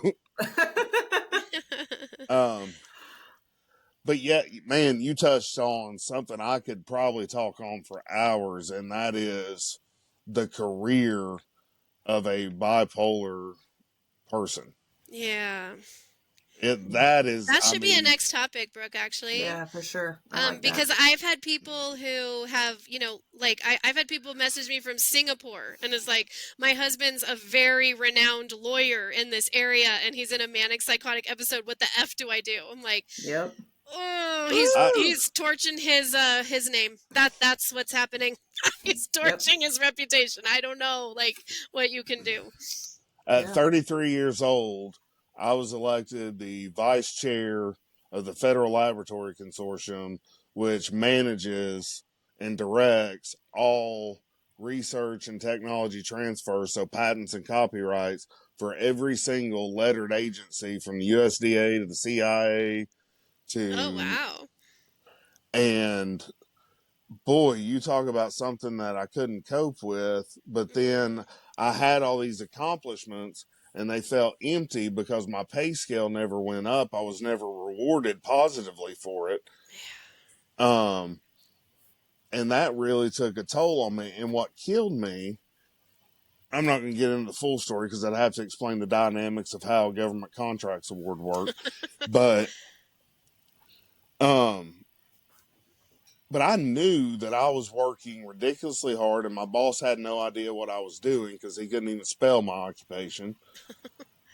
And when I left, the only real sense of relief, the only thing that I've clutched onto that doesn't make me feel like a failure, because I went from giving dispositions to Congress to unemployed, they had to hire 4 people to backfill what I did. Dang. Totally. And that is the only thing that I can cling to not feel like a total failure, regardless of how much I accomplish. Ugh, I know, and it's like, but you're not a failure. Yes, and this is my conversation with Cody that goes nowhere. It's a hamster wheel. I'm like, look at everything you accomplished in spite of your bipolar, and he's like, F bipolar. Like that's where it goes to. Like, it doesn't mean anything because I have bipolar. Like that's where the conversation heads. No matter how much I try to pump him up or whatever. And the ghost of that was there on my shoulder all along. Because, I would go to meetings in DC and people would want to go out and have $100 meals and swap buying rounds of drinks. And before I knew it, on my corporate credit card, I would be $2,500 over my limit. Shit. And then we would have to figure out how in 2 weeks to come up with $2,500 just so I didn't get fired over my corporate card. Because I could Man. not balance. It was like it was induced mania. Oh, totally. Like when you're put in that. Oh, I just went on a anniversary trip with Cody, and I texted Brooke in the middle of it because Cody's not manic. Like he has ADHD and impulsivity. And of course, if you're drinking, that impulsivity is intensified. But I had an overdraft charge on my debit card, and I was like, I just got paid. Like, why am I overdrafted? But it was that. Like, you're in the moment. You're chasing that next dopamine hit, and before he knew it, $1,200 down the drain at the casino. I was like, Yep. Cody, like, what did you do? And it's not funny, but it is. It's like he's not manic, but you're right. It was more like just like in the moment, like you're like swept away in it. Mm-hmm. Yeah. For me, Yeah. if I'm not manic and do something like that, and I think Brooke would say this is true, I feel like I do it to feel normal. Ah. It's like, well, these other people go to a casino, or these other people, They can do it. Yeah. they can do it, so I'm a big Why boy. can't I'm I? going to do it. Yeah. Yep.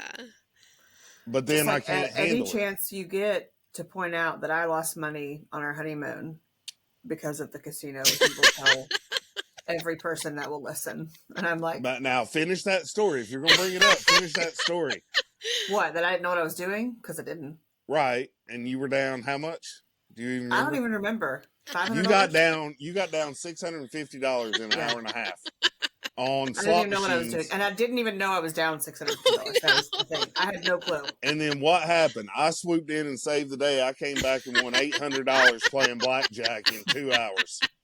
And I'm just over there like, I don't know what's going on. I think I was more like, How was I down $600? I was She playing didn't like know. the She didn't penny know machine. I Yeah, thought I was. I yeah. was not. She didn't know that the machines had different dollar You're playing the amounts. penny machine at $20 a pop. I think I was No, she playing went over to like the $20 machines. Yeah, I did. I didn't know there were different levels. I had never been to a casino. See, I told you I you had were no playing clue. level 9 and 10. Yeah. That's funny. That was on your honeymoon. Yes. Yeah. On the world's Yeah. tiniest Carnival cruise ship. It was called the Sunrise or something. But anyway. Oh, good times, good times. One thing I want to ask you, and then we'll wrap it up. Maybe two questions. Sure. And this is just for the good of the listeners, the spouses, partners, and loved ones. Okay. When you are manic, Mm-hmm. you will say things to me specifically that I have clocked, and you repeat them like clockwork. Okay. Do you mean the things that you say to me when you are manic? No, they are strictly a means to an end. You become collateral damage of the mania. Mm-hmm. And that means to an end is a goal, right? It's Yes. mania wants something, right? So the manic mind, for example, tends to gravitate towards the lowest blow. Even though you're manic, you personally know your person. So like, you know what it takes to give that low blow. Yep. But you, not manic you, but you would never say those things No. to me. No, Okay, and that's a good point. So the sequence of events in this case, and it's not always the case, but when this happens, the sequence of events is I grow into mania. I'm not full blown yet. You try to point it out or stave it off by saying, no, I don't think that's a good idea, blah, blah, blah. I get mad. I want to prove that I can do it. And so all of a sudden, and I've used this term a ton throughout my life or throughout my diagnosed life, I will immediately go into a race to the bottom, and you will not beat me to the bottom. yeah. I will cut your legs out from under you just to keep you from getting one up on me. I don't mean any of it. It is a means to an end. It is to get you to be quiet and get out of my way. Yep. 100%. So, listeners, this is what we mean when we're talking about like they are not saying and doing things to intentionally hurt you. The words that come out of his mouth when he is manic are they feel scripted to me. It's the same script pretty much every single time. Okay, some minor variations, but if it ain't broke, don't fix it. Please don't. No. Just don't change it up, please.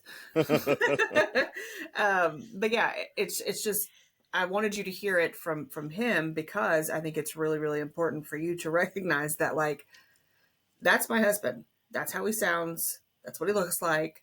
And he's saying these words. But I know he doesn't mean them. It's a means to an end, like we've talked about before. Mania always has a goal. And as he said, it'll cut your legs off before you could ever race or get one up on him. So think about that. And that's going to be the same thing for your person during mania. Their brain is sick. Okay. They're not able to see the consequences. They're not right here. Okay. They don't exist. They just have to get to that goal. All right. I want to be very clear though for your literal listeners. Mm-hmm. I'm not really ever going to cut your legs off. Yeah, not literally. It's figuratively. Good point. Wait, I need to interject on that real fast. Go for it. Yes, I've talked about this before. Like, I feel like it's hit below the beltiest. That's interesting that you say a means to an end. I have known someone who has bipolar disorder, though, who is not a loved one of mine. She was just I guess an acquaintance that we did kind of the same social media stuff around. And randomly, it felt like out of nowhere, she wrote a social media post that was public attacking me and someone else out of the blue. And I knew she was manic. Okay. Like she didn't mean it. She's since apologized for it. And I knew, but it was like, there was no what was her means to the end then? Like there was not, I mean, was she jealous of my following and she didn't have it? Like, what, there was no like, hey, you're manic, fix it. Like it was out of the blue. So I think that can happen too. I do see your point, Cody, definitely. I definitely see how that's a preemptive factor. It's like, hey, you're acting really manic. You're acting really out of control. And then bam, we're like into the hip below the beltius. What about that though? But I think I you would, don't know the trigger. Sorry, I think you have to know the True. trigger True. for this person, because that trigger and that post could have been the means to it. See, these people do. I don't know the circumstance, but Yeah. it had to have been done for a reason for that individual to even go to that length to post it. There had to be some reason. Yeah. I would even, I'll go so far, Laura, as to use your logic to explain what could be going on. She could be acting out of trauma where she needs stature that she's not Right. getting. Right. Where used to maybe she was belittled, maybe she was particularly bullied, and I don't know, but just speculating on what could be. Now it could just be she was just particularly nasty that day. But No. Your first there's theory makes nastiness sense. Your behind it. first theory makes sense because her mom is she's not my profession, but she's a profession. I don't want to name them out but like she's a professional in kind of the area that I do. And she's like, that makes so much sense that it could have been projection. Like it Mhm. could have been like, I am projecting what I feel about my mother onto you, because at the time she was spewing like her mother was the main focus I of see. Yeah. her. Yes, and so it makes sense that I could have been a mother figure that's very similar to her mother, and then that was the projection of it. So that's Yeah, and interesting. somebody could have said something to make her mad that was basically like, Laura does a better job at blah blah blah than you do, and she's like, let me show Yeah, you you all just the, don't know, there's right? always a motivator behind the nastiness. I've never experienced with it with people that have talked to me, stories I've heard. There's always a reason, a goal, a motivator. We just sometimes don't even know what that is.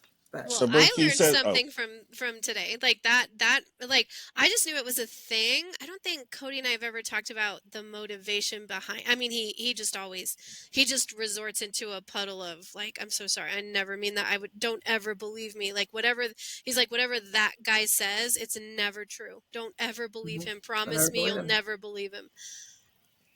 That's Yep. where our conversations go to with that. So that's that makes enlightening. Thank you too. a lot of Yeah. sense. So Brooke, you said you had a second question. Do you remember what it Yeah. was?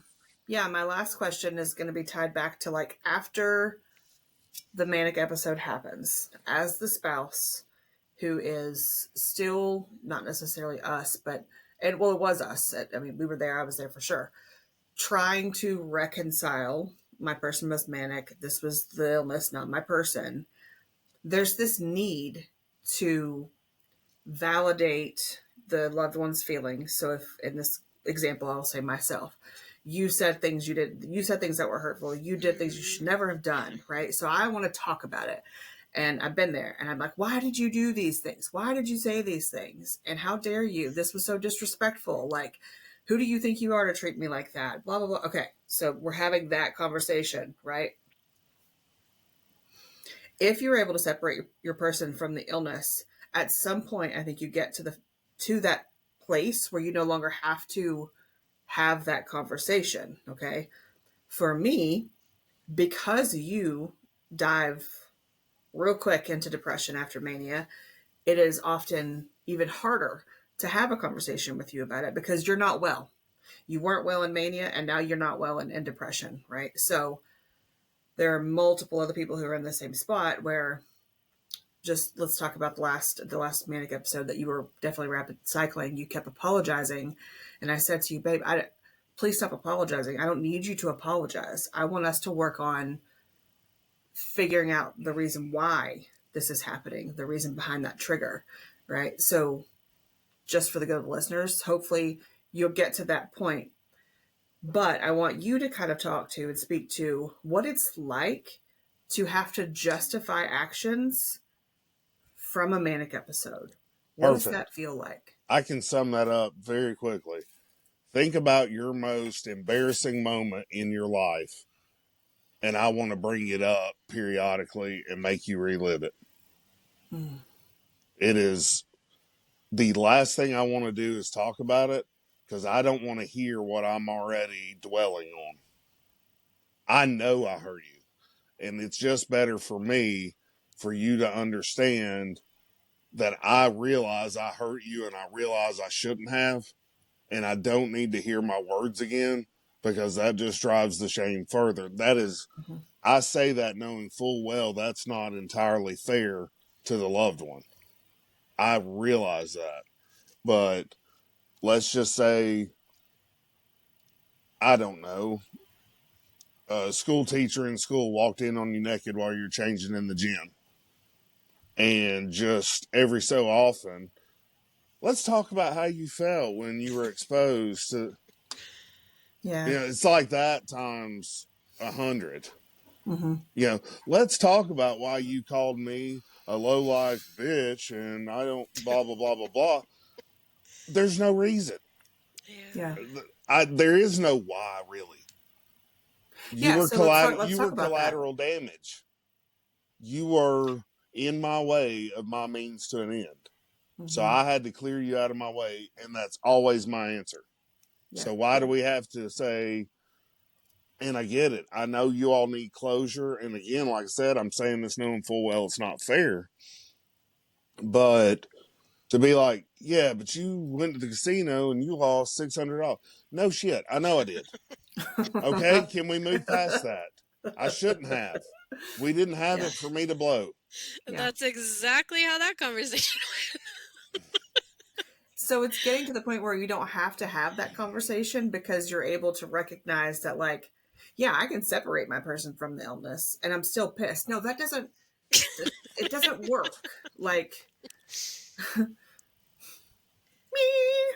I get in this loop and I stopped myself the last time because I'm like, okay, I want to know where you were, like, because you thought you were kind of manic and you had used a phrase like, I think I was kind of manic, and I'm like, wait, kind of, or were you, like, where Right. were you thinking?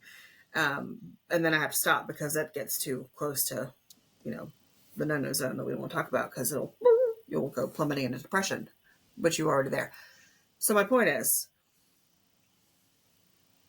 it takes a lot, I think, to hear the words, deflect them as the spouse, the loved one, and not have to go back and have that conversation. Yeah. As you just pointed out, it doesn't help you. But also, that, to me, that feels like, hey babe, please tell me why you called me all of these terrible, horrible names when you were in a state of mind, because I'm educated, Right. where your brain was dysfunctioning, where it was hijacked. Right. Please tell me and make me feel better about how you treated me when your brain was no longer working. Like, make that make sense. That's like asking somebody with Tourette's why they said something racist in the middle of a crowded room. Why? They can't help it. Nobody asked somebody with Tourette's why they said F you and flipped you off just in the middle of casual. Everybody just realizes that happens. Yeah. There's no long, drawn-out conversation about it. You don't have to apologize. They probably... I'm always going to apologize. Yeah. I'm just saying, like, it doesn't have to be this long, drawn-out event where you don't really feel any better, because it's not like he has a great explanation as to why he said what he said. Like, it doesn't make me feel any better. And I think I finally am at that point where I'm like, yeah, that it serves zero purpose. It does you no good. It does me no good. Like, I know you're just saying shit. Frankly, the last time that you were rapid cycling, I was like, hide messages. And I didn't look at it, and I was able to go to sleep. You were at the casino and I was like, going to sleep. And then you came back and I was like, And I didn't read any of them. I think there were 36 messages. I read none of them. I don't think there were 36. 36 messages from the top of when I messaged her, but it was a lot. I feel like it's always this conversation to me is always a slippery slope, because when you're dealing with bipolar disorder, there are very delineated episodes. Like, I understand my Yes. husband's baseline. There is a baseline. And Mhm. then with other symptoms of mania, that's not just the name calling, that's not just, I guess, quote unquote, verbal abuse. There's other stuff. There's the lack of sleeping, there's the rapid there's all of this stuff that goes with it. But the problem is that people who aren't educated, and I'm going to go back to that word, might be involved in a relationship with a narcissist, with someone who Yep. does have narcissistic personality disorder, and they are saying those things on purpose to hurt you, and they're Mhm. going through their cycle of love bombing, devaluing, discarding, and then back to love. Like, that is a cycle of a narcissist. And I feel like I have a lot of people in my DMs who are just like, I don't want people in my DMs who are married to an actual narcissist to feel like what the narcissist is saying is just not real. Do you know what I mean? Yeah. Like, this is why it's Yeah, a for slippery sure. slope for Yes. me. I'll give you, that is an excellent point, Laura, because, for example, if Brooke walked in here after this and I berated her, Exactly. we would have a talk, because I have no hallmarks of being manic. Exactly. So there's got to be other symptoms. Like, if your loved one is if you're experiencing, like, oh, why is he saying he wants to divorce me? I get that asked all the time. Does your All the husband time. ever say he wants to divorce you? Yes, all the time, but only when he's manic. Yeah, He not all would the time. never, even in a fight, even in our worst fight, if he's not manic, that is never coming out of his mouth. And I mean never. So, like, that's the thing. And, like, people don't, because they don't educate themselves, they don't know these things. And so, yes, Jeremy, you have proven tonight you are not manic. You are level-headed. You are not you're not talking quickly. Brooke knows you're sleeping. We all, like, everything is that you're not manic spending. There's no other earmarks of a manic Yeah. episode. So if you were to get off this podcast and suddenly just start calling Brooke all those names that she just said that she can just disregard, like, oh, it's no biggie. No, that's not how No. it works. Right. That's not what It would be happens. like, sir. And I'll tell you, Yes. I'll tell the audience something else to be cautious about. And I have never done this. I honestly have, but I've talked to people that have confessed to doing. There are plenty of people that are legitimately diagnosed that will act out and then say they were manic or they were depressed, Mhm. just as a free ticket to be a jerk. Exactly. Yep. Mm-hmm. Yeah, like, I was just And that watching. can be confusing. Yes, it is If confusing. you don't know baseline and your person knows you don't know their baseline, that's bound to happen for sure. But that's where the education comes in. That's where you have to know your person's baseline so that you can tell, because bipolar is episodic. There's a Yes. start and a stop to every single episode. There always will be. Right. If it continues on as a daily, weekly, like, it's ingrained in the personality. That's where narcissistic personality disorder comes from. There's no start and stop. A big thing that I hear with NPD is just this lack of accountability. They'll never say they're sorry. They'll always deflect, and that remains constant. That is not true. When you guys come out of mania, we just talked about it. You are at risk for suicidality. You're so remorseful. Like, that is the problem. Like, you are so remorseful. So there is this element of remorse when you have bipolar disorder that is not just like, oh, baby, I'm so sorry for. No. Mm-hmm. We are talking about an extreme level of remorse. Yeah, it's And I do want to tears. say, go ahead. It's tears. It's not getting out of bed. Yes. It's scope creep on the blame. So now it's not just the manic episode, it's everything else I've done wrong over time. Yeah. Mm-hmm. I do think there is a difference, though, and we'll end here because we could probably talk for hours and hours, and it's getting late. But I do think there is a difference in the being accountable and apologizing within the span of time that is being diagnosed and accepting the diagnosis. I feel like when you, prior to accepting, there's a lot of discarding their actions because they're trying to be normal, or no, you're making a big deal out of this when it was nothing. Like, what's your problem? Because they're trying to normalize behavior because they feel so unhinged. I never mind. I forgot what I was going to say. Hello, ADHD. Oh, I know what it is. The only thing I would push back just a little there, I don't know that it's trying to be normal at that point. I think it's you want Well, yeah. it to be true that you're, quote, normal. Yeah. And so if you ignore your actions, then they didn't really happen. Yeah. And if you minimize them, that's a powerful tool. Well, Absolutely. what do you, sorry, not to continue this going, but Cody does actually remember everything he's done in Mania, but it's frequently reported on my TikTok that people don't, or that their memory is extremely spotty. What do you think about that? Mine's a little, to express it in percentage, I probably remember 75 to 85% of So what you I remember did. a fair amount too. Yeah. Yes. But and there I think are that's periods of time where you don't. And it's kind of like that whole, I drove home and I don't remember how I got there. Like, Right. I know how I got there, but I don't remember getting there. Yeah. No, So, I like, mean, that's very true. I mean, in a really strong, like, for example, I remember getting on the roof at 4 a.m. and cleaning out gutters. Oh, heavens. God. I mean, I remember that vividly. Right. What I've done, like where I've went, or what I've said. I think there's probably a self-defense mechanism in there that keeps us from remembering. Me too. Me too. I fully agree with that. And I prefer that sometimes you remember even less. Me too. Frankly, because maybe then the depression wouldn't be so bad. It's like if you would just not remember, right, it would be easier to move past it. So like, and that's hard. That's a hard thing to like challenge or explain to people who are like, yeah, but my person never remembers. And I'm like, that's because you're looking for an apology. Like you are looking for the person who hurt you to apologize instead of being able to like educate yourself, recognize it, and knowing that like, if I have to live my life with everybody who's wronged me apologizing in order for me to move forward, like that's a me problem. That's a me problem. I don't want to live my life like that.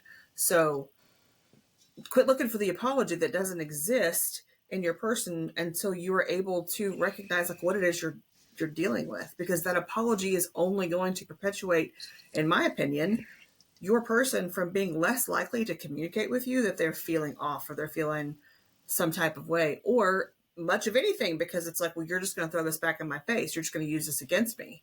Mm-hmm. Like I'm telling you that I feel XYZ and now you're just going to. Yeah, I'm loaded out. If I recount everything, then you feel kind of like you're loading up somebody with ammo just to use against you in the future. Yep. At the same time, there is something to be said, though, about I do sometimes want to hear, just on our vacation this last week, like it went pretty good except for the $1,200 manic spending. It wasn't manic. I don't think he's not manic. It wasn't manic spending, but just the $1,200 impulsivity, and then also because we're arguing about it, then he was trying to explain something to me, but he was explaining it in public, and his voice was loud. He was not yelling at me, but he was not being kind to me in a normal adult voice. And I was like, you are not going to yell at me in front of people. Like, that is not what we're going to do. I'm not yelling at you. Get over here and let me explain this to you.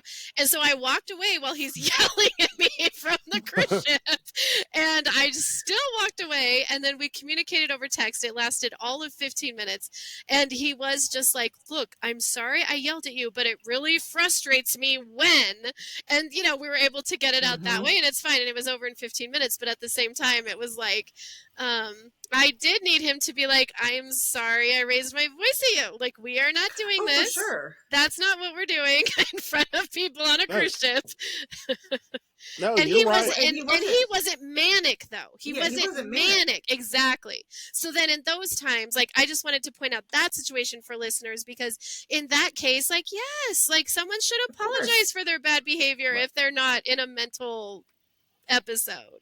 Yeah, absolutely. Like, this isn't an excuse. This isn't a free pass by any stretch of the imagination. No, I mean, baseline Jeremy can be an a-hole. Oh, for sure. Just like anybody else can. Sure, we all can. Baseline Laura can be an a-hole. Yeah. Baseline Brooke can be a bitch, for sure. So yeah, I mean, that doesn't mean that no apologies are necessary, because we all need to be held accountable for our bad behavior, hands down. But if that is the hurdle for you, there's one listener who I know is sitting there like, okay, yeah, Brooke, you're talking straight to me, and I am. But that is the hurdle, is being able to recognize, separate, and then not have to go back for more justification and validation that your feelings are valid. But That's it. That's all it is. And I will say, and I firmly believe this, and I've talked to a lot of people with similar diagnoses, notwithstanding other complicating factors. So let's just take a run-of-the-mill single diagnosis bipolar 1 person. It's my belief and my experience that after their mania, their person may not think they have to apologize, but it is in you to apologize, because it's like there's this monster that got out and I need to prove that that's a one-off. Yeah. So I do think on the heels of true mania, you mostly don't have to worry about getting an apology. It'll be built in. Agreed. Yeah. Agreed. Yeah. It's not going to be on your timetable. If a person's still manic, it's not going to come then. Like, nope. Even in the hospital, it's not going to come then. If Cody's in that, that's not when it comes. It comes when it comes. And it's not on your timetable. And if the person lacks some self-awareness, that's going to make it more difficult for them to be able to provide that apology or have that initial conversation, or be like, wow, yeah, I was definitely struggling. So sorry for what happened. And I'm not, again, I guess I should make this more clear. Like, I'm not saying you shouldn't get that apology, because I think often, like you just mentioned, Jeremy, it's going to come. I'm just saying you don't have to have a 3 to 24 business day conversation / argument that never gets resolved because you're trying to resolve something with a person who was not in their right mind that caused those behaviors. Like, if you really understand it, then you're not going to be able to like logic your way through it, because the things that were said and done were not logical. No. So to use, since Cody was a software programmer, to use a software term, it is a built-in guaranteed do loop, because the answer is always going to be, I was manic and I don't know why. Yeah. It doesn't matter what angle you attack from. It doesn't matter how much you tell me that you were hurt. I already know that I hurt you, but we're going to get back to the same answer every time. I was manic and I don't know why. Right. I said that. Yeah, but some people will be like, well, you pissed me off and you said this to me, so I said blah, blah. So it becomes this conversation that never needs to happen, because they're just guessing. They're just throwing out reasons. Or they're coming from a place like, I watched this TikTok once of someone with bipolar who was like, look, if you want to love someone who has bipolar disorder like me, you just got to be a tough bitch. And I was just like, he's right. I mean, like, if you're overly sensitive and like you just have to perseverate over and over and over and be like, but you loved me, and why did you say that? But you said you loved me. But then why did you say that? If you just keep in this loop, this isn't for you. You guys, you're not going to come up with an answer that satisfies you. It's not for everybody. Right. I mean, I'm not a spouse of the diagnosed, but I can see that it's not for everybody. Right. So anyways, and you can be different personalities. I feel like Brooke is much more like stable. She's much more analytical. She's much more able to take a step back and like think about what she says to you, Jeremy. Where like you're actually wrong about this point when you said, I will hit below the belt and cut off your legs. Oh, I will too, Jeremy. If you want to go there, I will match that energy. I will match you. And I have had Cody in a manic episode be like, wait, like we don't need to go there. And he's even manic, saying that. I'm like, I will match you, bitch. Like, we're going there. And I guess my point was, if you take a step in that, if you take just one step in that direction, I will go ahead and say the most hurtful personal thing. Right. You're gonna go down to the bottom. Right. Yes, right. I'm gonna establish where we're fighting, and I'm gonna beat you with experience. It's just so funny because like Brooke's not Yep. like that. Like, and I'll be like, how do you have that restraint? I mean, I at least got to get it out. I know it's not helpful. I know it's not productive. I know it probably triggered him more, but like I got to get there too. Well, I mean, hell, you're human. You got to, I know. I you know, have to but, argue back. but so what I'm saying is like we have different personalities, but Brooke and Yeah. I both have the same understanding. So even though like Yes. we have different ways like that we might initially react, the understanding is still the same. Like even though I go there too, it's not from not understanding, and it's not Yeah. that. Yeah. You're just reacting, and Yeah. Yeah. and not that I haven't just reacted. Believe me, I have. But I can vividly remember numerous conversations with you, Jeremy, from man, like right after Ages. marriage, a year after we were married, where you would be like, "Why are you not saying something?" And I'm like, "I'm just processing what you're thinking." And you would be like, "People don't process like you. Like, what is wrong with you?" And I was like, what? It is. I Because I love was that just about you, trying to though. It make is sense of it. interesting. Yeah, it is interesting. I do love. You're not a knee-jerk person, which is, yeah, we've talked about that before, Brooke. Like, Unless it's about my kids, and then I might knee jerk my okay, way all into right, a yeah, I can see pretty, that. All pretty right. unfortunate situation. But anyway, wow, we've talked about a lot of stuff. It's been great.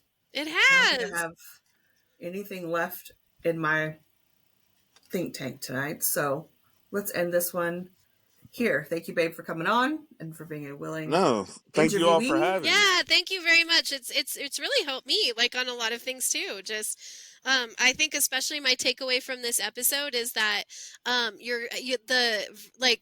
hit below the beltiest comments are a means to an end. It's like Yep. we need to get past this, and so how am I going to get past this? Hit below the belt, boom, done, bye.